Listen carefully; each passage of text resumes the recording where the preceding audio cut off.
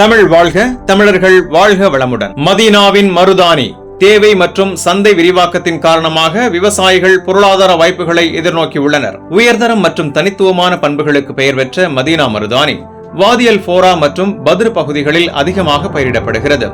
வெளிர் பச்சை நிறம் மற்றும் வலுவான மூலிகை நறுமணம் இதன் முக்கிய தனிச்சிறப்புகளாகும்.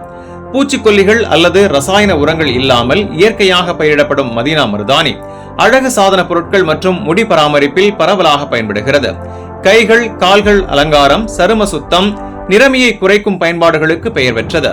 மதீனா வர்த்தக சபை உற்பத்தி விரிவாக்கம், நவீன நீர்ப்பாசன நுட்பங்கள், மதிப்பு கூட்டப்பட்ட தயாரிப்புகள் மற்றும் சர்வதேச சந்தை இலக்குகள் மூலம் முதலீட்டு வாய்ப்புகளை வலியுறுத்தியுள்ளது. மதீனா மருதாணியை பொடி, பேஸ்ட், அத்தியாவசிய எண்ணெய் போன்ற தயாரிப்புகளாக மாற்றி பொருளாதார மதிப்பை உயர்த்த முயற்சிகள் நடைபெறுகின்றன. உள்ளூர் உற்பத்தி, ஏற்றுமதி, குடும்பங்கள், தொழில்கள், விவசாயிகளுக்கு ஆதரவு வழங்கும் ரீஃப் திட்டத்தில் மருதாணி முக்கிய துறையாகும்.